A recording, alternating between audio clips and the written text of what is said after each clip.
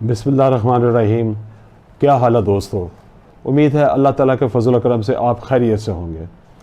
آج کا جو میرا ٹاپک ہے وہ مردہ شخص کے حقوق کے بارے میں کہوں گا۔ یہ سب جانتے ہیں کہ ہر شخص کا بنیادی حق ہے کہ وہ اپنے مرضی سے، اپنے ارادے کے ساتھ جو وہ مناسب سمجھتا ہے اس کے مطابق قانون کے دائرے میں رہتے ہوئے زندگی گزارے۔ لیکن ایک امر جو آپ کے علم میں لانا چاہتا ہوں، جو شیئر کرنا چاہتا ہوں آپ کے ساتھ اپنا خیال، وہ یہ ہے کہ اسی طرح ہر شخص کا یہ بھی بنیادی حق ہے کہ وہ طبعی موت فوت ہو۔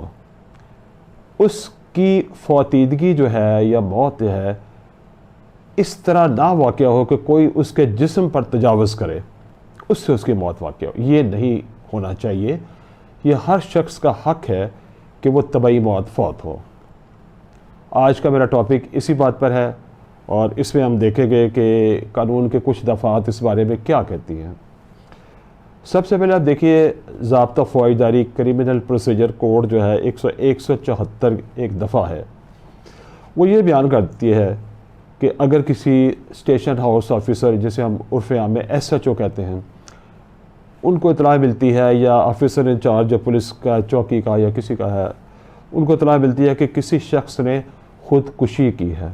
پہلی بات سوئسائڈ، کسی شخص نے خودکشی کی ہے، یہ اطلاع ملتی ہے،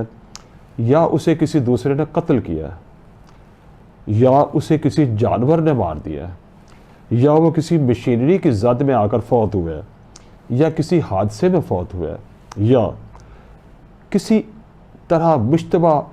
حالات میں فوت ہوئے ہے جس سے لگے کہ اس کے ساتھ کسی نے کسی جرم کا ارتکاب کیا ہے، تو وہ جو SHO صاحب یا پولیس آفیسر صاحب ہے وہ اس قریبی مجسٹریٹ کو اس امر کی اطلاع کرے گا۔ اس مجسٹریٹ کو جو اس ضمن میں انکوائری یا انکویسٹ کرنے کی اہلیت رکھتے ہوں، پھر وہ موقع پر جائے گا، 2 علاقہ معززین کی موجودگی میں تفتیش کرے گا، موت کی ظاہری وجہ بشمول زخم جو جسم پر ہوں گے، لاش کے ہڈیوں کے ٹوٹنے، خراشوں اور جسم پر موجود دوسرے نشانات جو زخموں کے ہوں گے ان کو بیان کرے گا، یعنی ان کے جسم کا ملاحظہ کر کے اس کی کیفیت لکھے گا کہ جسم کی کیا کیفیت ہے۔ وہ یہ بھی لکھے گا کہ کس طرح متوفی کی موت ہوئی، کس آلے سے ہوئی، اور جسم پر کس طرح کا نشان زخموں کے نظر آ رہے ہیں۔ پھر یہ SHO صاحب یا IO صاحب جو بھی ہیں وہ قریبی سول سرجن کو، یا پولیس کے سول سرجن کو، یا قریبی کوئی بھی جو اس ذمہ ہے، سول سرجن انگریزوں نے لفظ ایجاد کیا تھا، آپ پولیس سرجن کہہ لیں یا ہسپتال کو کہہ لیں جو نوٹیفائی اس ذمہ میں ہوتے ہیں، ان کو جو نعش جو ہے نا وہ ارسال کر دے گا اس کے ملاحظے کے لیے، معائنے کے لیے، اگر یہ ظاہر ہو رہا ہے کہ متوفی کی موت جو ہے وہ غیر طبعی ہے۔ ایک تو یہ بات ہوئی، ایک تو مردہ شخص کا یہ حق ہو گیا، اور یہ آپ دیکھیے کہ مردہ شخص کا حق ہوتا ہے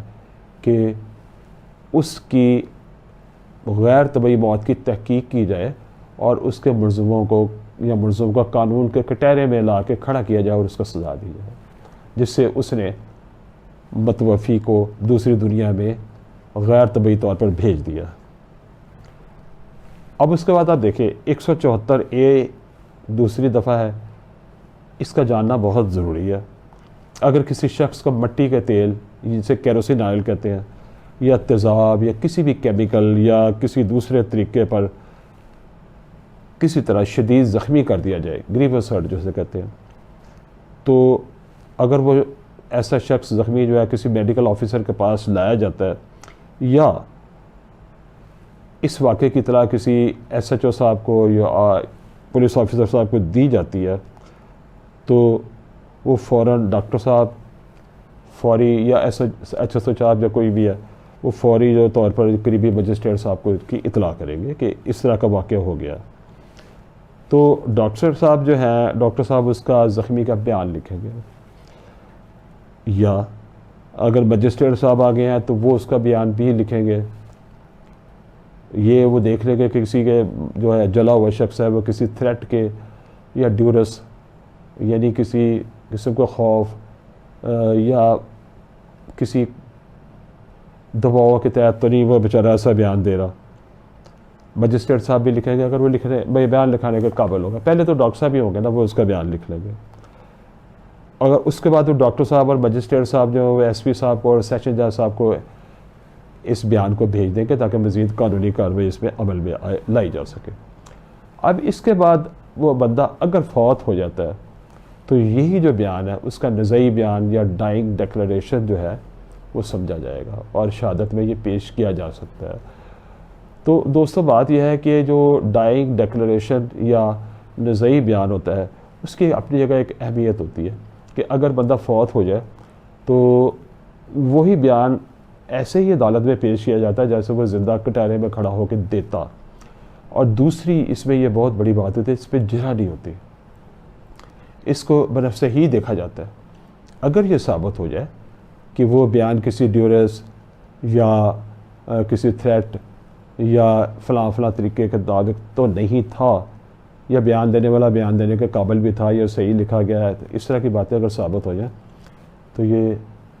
ملزم کے خلاف استعمال ہو سکتا ہے.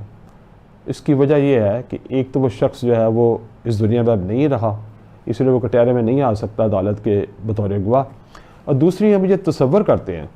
کہ جب کسی کی موت سامنے نظر آ رہی ہوتی ہے تو عام طور پر آدمی سچ بولتا ہے. اگرچہ عدالتوں نے اب اس کے خلاف بھی فیصلے دیے ہیں, اور آپ سن کے حیران ہو گئے کہ 1932 میں ایک انگریز جج نے لکھا تھا کہ برے صغیر کے عوام تو موت کو سامنے دیکھ کے بھی جھوٹ بولتے ہیں, اور اس کو چھوڑ دیں آپ. تو لیکن عمومی طور پر یہی ہے کہ یہ ہم تصور کرتے ہیں کہ موت کو سامنے دیکھ کے کوئی آدمی جھوٹ نہیں بولتا عام طور پر. اس کے بعد 176 سی آر پی سی ہے, 176 سی آر پی سی. تو اسی طریقے اگر کوئی شخص, اس میں اضافہ یہ ہے کہ پولیس کی حراست میں کوئی آدمی فوت ہو جاتا ہے, پولیس کی حراست میں ڈیورنگ پولیس کسٹڈی,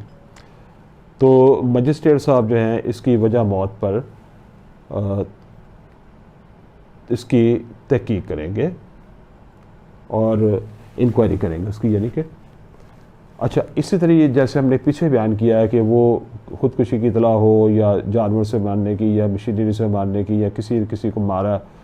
قتل کیا, پھر بھی مجسٹریٹ صاحب اس کی پولیس تفتیش کے ساتھ ساتھ یا اسے علیحدہ یا اس سے اضافی طور پر شہادت قلم بند کر سکتے ہیں اور انکوائری کر سکتے ہیں. یہ علاقہ مجسٹریٹ کے عموماً اختیارات دیے تھے انگریزوں نے, اس زمانے میں بھی دیے تھے. یعنی مجسٹریٹ صاحب بھی کر سکتے ہیں اور ایس ایچ او صاحب یا پولیس آفیسر صاحب بھی کر سکتے ہیں. اب اس کی ایک اہم جو قبر کشائی کا لفظ آپ سنتے ہیں جسے انگریزی میں کہہ لیتے ہیں ڈس انٹرمنٹ, یعنی جو بندہ قبر میں دفن ہو چکا ہے اس کی نعش کو باہر نکال کے دوبارہ اس کا یا پہلی دفعہ میڈیکل ملاحظہ کرنا, اس کو کہتے ہیں ڈسنٹرمنٹ کہتے ہیں. اور یہ اس کی دفعہ 2 کے تحت ہوتا ہے, 176 سی آر پی سی کی دفعہ 2 کے تحت. اس میں جو لب لباب ہے وہ یہ ہے کہ مشتبہ طور پر کسی آدمی کی موت واقع ہوئی ہو, شک کا جسے عنصر ظاہر ہوتا ہو, اور اس کا کاز آف ڈیتھ جاننا ضروری ہو انصاف کے تقاضے پورے کرنے کے لیے. ضروری نہیں کہ ایف آئی آر درج کی گئی ہو, ضروری نہیں کہ جو متوفی ہے یا مقتول ہے جو بھی ہے وہ فوت شدہ شخص ہے اس کے عزیز یہ درخواست ہیں. فوجداری قانون کے لیے کوئی بھی شخص فوجداری مشینری کو حرکت میں لانے کے لیے درخواست دے سکتا ہے, ضروری نہیں ہے کہ وہ اس کا عزیز ہی ہو, لیکن عام طور پر یہ عزیز ہوتا ہے یا پھر وہ لوگ بھی ہو سکتا ہے جو شرارت کرتے ہیں. لیکن یہ ایک ایسا بات ہے کہ ایک آدمی جو قبر میں جا چکا ہے اس کو آپ نے باہر نکال کے دوبارہ اس کو قبر کھولنی ہے, اس کو باہر نکالنا ہے, تو یہ سوچ لینا چاہیے کہ یہ 2 لوازمات پورے ہوتے ہوں. ایک تو وہ کہ یہ اس کی جو موت ہے وہ مشکوک حالات میں ہوئی, اور دوسرے نمبر پہ اس کی وجہ موت جاننا اب ضروری ہو گیا ہے. تو اس صورت میں مجسٹریٹ صاحب کا اختیار ہے کہ وہ کسی کی درخواست پر یا دوسرے طریقے سے جیسے بھی ہو غیر طبعی موت میں کاز آف ڈیتھ جاننے کے لیے قبر کشائی یعنی قبر میں سے مردہ نکال کے اس کا میڈیکل کرانے کا حکم دے سکتے ہیں. جہاں تک مجسٹریٹ صاحب کا اپنا خالی اختیار ہے وہ یہ ہے کہ وہ اس سے آگے کام نہیں کر سکتے. جیسے وہ یہ نہیں کہہ سکتے کہ بھئی اس کے جو ڈی این اے حاصل کرنے کے لیے کوئی پارٹ آپ اس کا لے لیں اور ڈی این اے کے لیے بھیج دیں. یا فلاں فلاں، اس طرح کا کام وہ نہیں کرتے. یہ کام جو ہے وہ پولیس آفیسر جو انکوائری کر رہے ہوتے ہیں وہی عام طور پر یہ کرتے ہیں. مقصد یہ ہے کہ ایک لمبا کام نہیں کرنا. مجسٹریٹ صاحب نے صرف قبر کے لیے قبر میں سے باہر مردہ نکالنے کا حکم دینا ہے اور اس کا میڈیکل کرانے کا حکم دینا. باقی جو جزئیات ہیں یا فروعی باتیں ہیں وہ عام طور پر پولیس کے جو ہے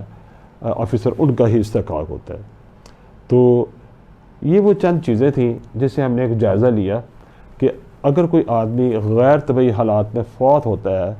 تو اس کے کیا حقوق ہوتے ہیں، یا وہ زخمی ہوتا ہے تو اس کا کیا حقوق ہوتے ہیں، اور اگر وہ فوت ہو جائے تو اس کے بعد اس کے لیے ہم کیا کر سکتے ہیں. اس کے وجہ موت جانی جا سکتی ہے، اور اس کے جو مشتبہ ملزم ہیں ان کو اس کی روشنی میں